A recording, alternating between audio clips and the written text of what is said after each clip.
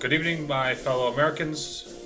This is your President, Barack Hussein Obama, and I wanted to just take some time out from doing nothing to say hello to the fake statistical league of war. The greatest, best well-run fantasy football league in all of the world. Your commissioner, Michael Tanzer, is a hard-working man, and we enjoy having him as part of our Russian spy program. However, I did want to convey the message to go fuck yourselves and to stop complaining and being a bunch of whiny bitches. So, with that being said, I want to just say thank you for a great week. You guys were highly competitive, and it's good to see that we actually have some real players. Now, if you could just shut your fucking mouths and just enjoy yourselves instead of having to bitch about every little thing, we could really get some things done in this league. So, let's go over week one real quickly, and we'll have a good time. I want to just take this time to recognize the domestic terrorist, Matthew Jones. He has been on our radar for some time. He's a pretty shady character. But his 188.5 points really gave Stack a beating. And we like when Stack gets a beating, let's all be honest. So, we appreciate that. Speaking of abuse, Gary Smith really made an impact in his first week in the league. He took the commissioner and bent him over his knee and did some very dirty things.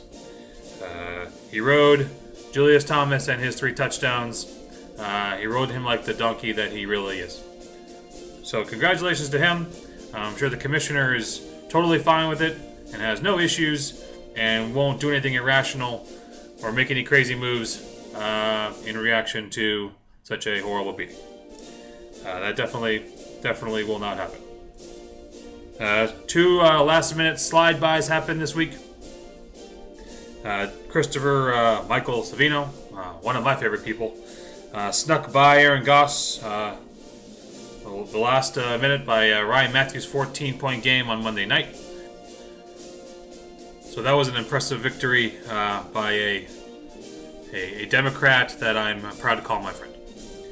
Another real close one was Aaron Jones beating Holly with a 3.2-point game from Larry Fitzgerald. Surprisingly low score for Mr. Fitzgerald, however, was enough to beat her by less than 2 points. Quite a victory for the ladies. We all know that women probably don't belong in fantasy football. However, some laws were passed prior to me becoming president to prevent that. So I guess we have to just live with it, guys. I really apologize for that. Another great victory was from another wonderful American. His name is Matthew Price, otherwise known as the Handy Capper. He made mincemeat out of the Mangans. Proud to see that from a man who contributes to the tobacco industry so substantially. Jonathan Pavano came into the league very democratically and allowed us to choose the team for him, and still had a great week against Tyler. And Tyler really embarrassed the United States government by having the lowest point total for the week with only 88. So we're pretty disappointed in him. We may or may not terminate our contracts with Lockheed because of it.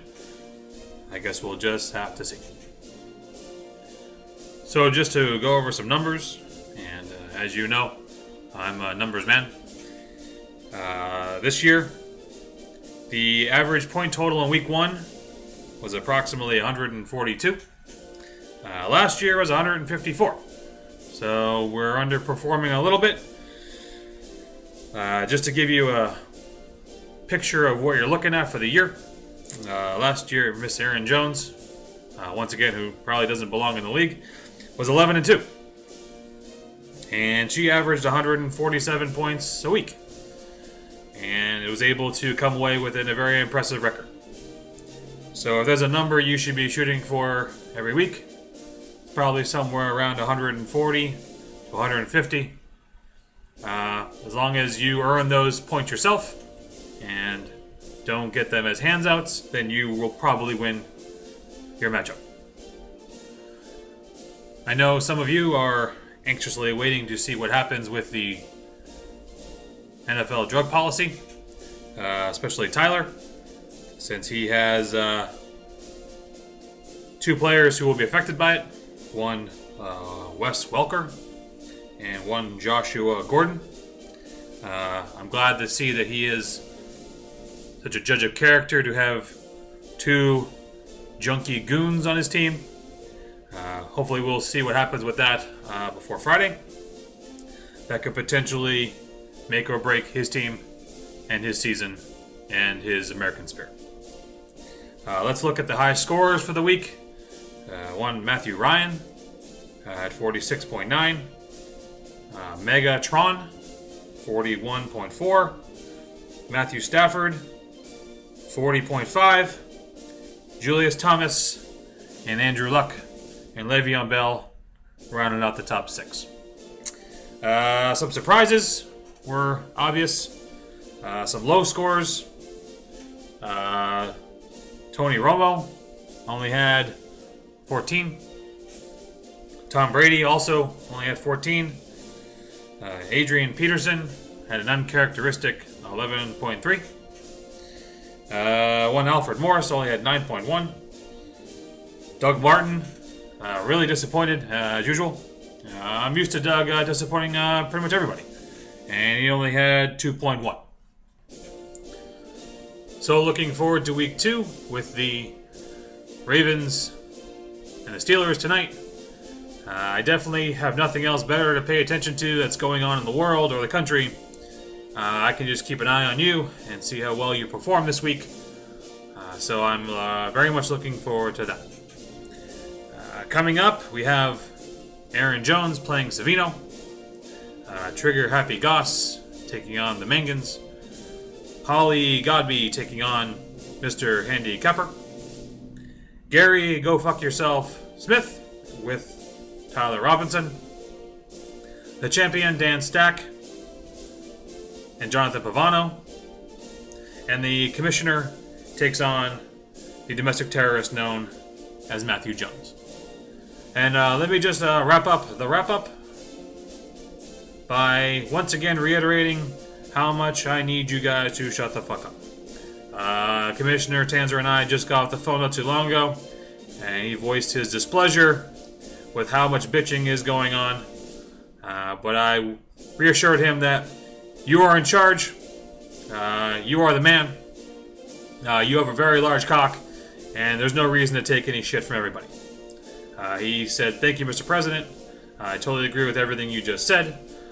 And I will take that in stride, and I will pass that on for the remainder of the season." So, once again, thank you for all of your hard work, and I look forward to seeing you again soon. I'm going to try to change some laws so I can get elected for a 3rd term.